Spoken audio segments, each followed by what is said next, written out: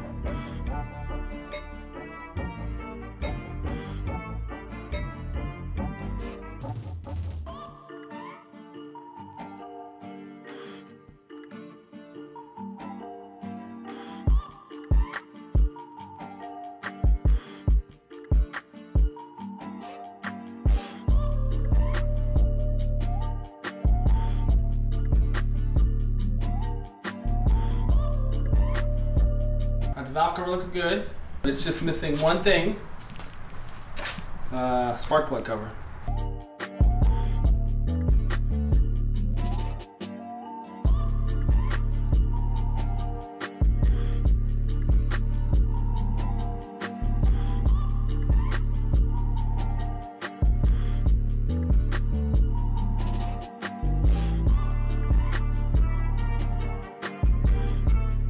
Alright, so the addition of that spark plug cover turned out great. I was a little skeptical at first because it's like that brushed aluminum color. Originally, I had intentions on getting it powder coated, maybe like wrinkle black or something like that. But I think it looks good. Maybe over time, maybe I'll get bored with it and maybe I'll powder coat it then.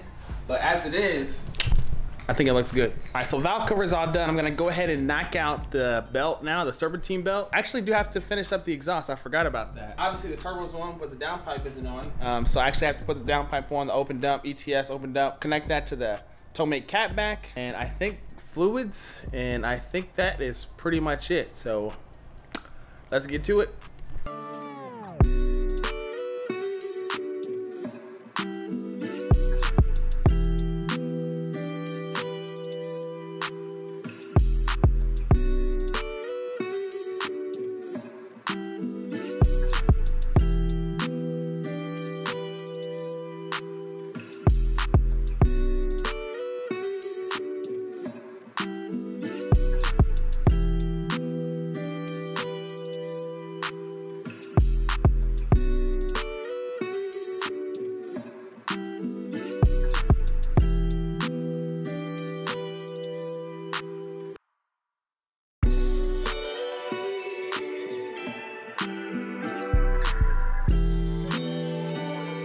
I don't care how many times you do the downpipe on the Evo 10, it sucks every time. But it's done. And the cat back is bolted up as well.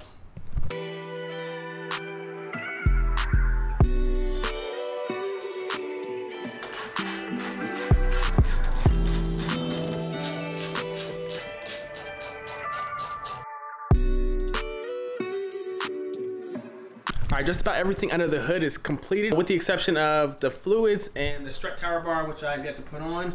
That's definitely going on. But before I actually do those things, I'm actually gonna go ahead and move on to doing the oil pressure gauge. Now, as mentioned in one of my previous videos, it's an Innovate Motorsports digital oil pressure gauge. I'll be sure to link this one in the description box below, just in case you guys decide that you want to buy it for yourself. And the gauge will be mounted to the left of the steering wheel in the vent. So I picked up this custom gauge pad. I picked it up off eBay, and hopefully this works out well. It came with a lifetime warranty, so I guess if it breaks for whatever reason, I will be able to get it replaced at no additional cost. But hopefully it fits okay. So let's go ahead and get started on that. I will walk you guys through it as I go ahead and complete that. All right, to get started, we're gonna go ahead and pop out this trim piece here. This pulls back so that way we can actually do that. And then once this is removed, we'll remove this vent here, and the gauge should sit right here in this vent.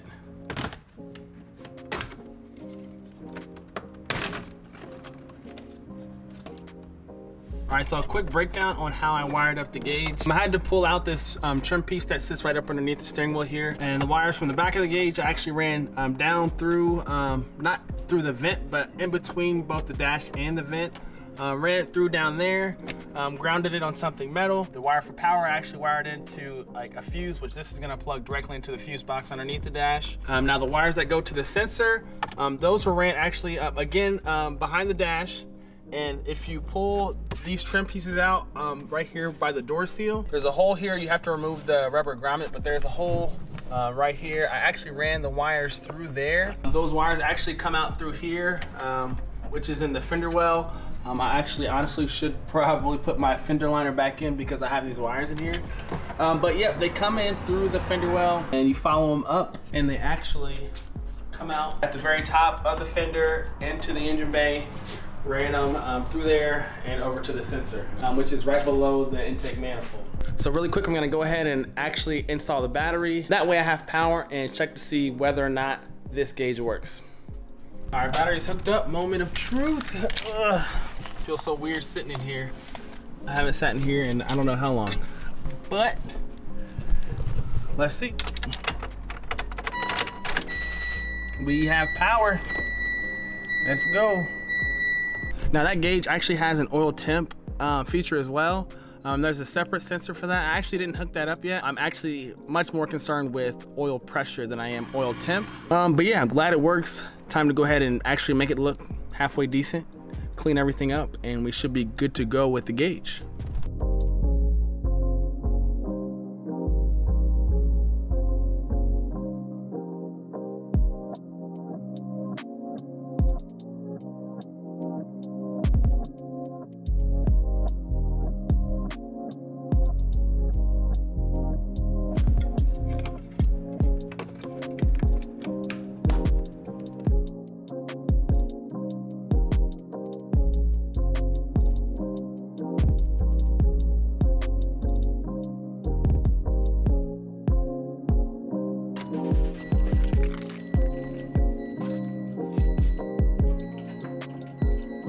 Three days later. All right, so after finishing up the gauge install, I moved on to adding fluids. So I added in oil, I added in antifreeze, and then I got to the undercar side, so I went to add in the transmission fluid. I was about 2 quarts in, adding in the 3rd quart, and I noticed a leak. The leak was coming from the axle seal. I had to order a new axle seal for the driver front. That finally came in, so now I can go ahead and move forward. I'm gonna go ahead and throw that axle seal in. I didn't lose a lot of transmission fluid, so hopefully I still have enough. I'm using that Redline cocktail. I'm gonna go ahead and yank out that old seal, install the new one, and fingers crossed it fixes that leak.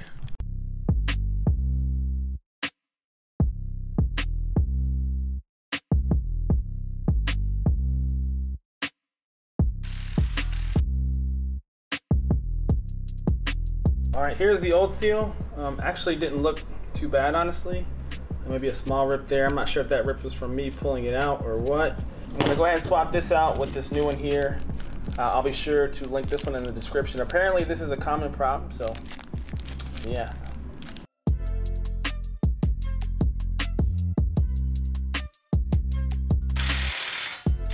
A few moments later. All right, so I replaced the seal and it's still leaking. So either A, I have another problem, or B, I damaged the seal when I put it in. So for now, I'm pretty much stuck because I'm gonna have to order another seal from the dealer, and it's gonna take a few days for it to come in. In addition to that seal, I'm gonna order a new like C-clip that goes on the axle stud. I'm gonna try replacing that as well. And hopefully that resolves the issue, because honestly, aside from that, I don't actually know what would cause the leak, because it's coming from where the axle goes into the transmission on the driver's side. If by chance anyone else knows any other thing that could cause the leak, please let me know in the comments, because yeah, this sucks. Because this is pretty much the last thing that's holding me up. I went ahead and already paid for my tune, so I should have a base map on the way. And the sooner I get this issue resolved, the sooner I can actually, hopefully, drive the car. So yeah, this kind of sucks, but at the end of the day, this is the game we play when it comes to cars. So as always, I appreciate you guys checking out the video. If you haven't subscribed, go ahead and subscribe to the channel, turn on those notifications so you stay up to date with the Evo build. Hopefully eventually, after this car's back on the road, I'll have some STI content as well. But I will see you guys in the next video.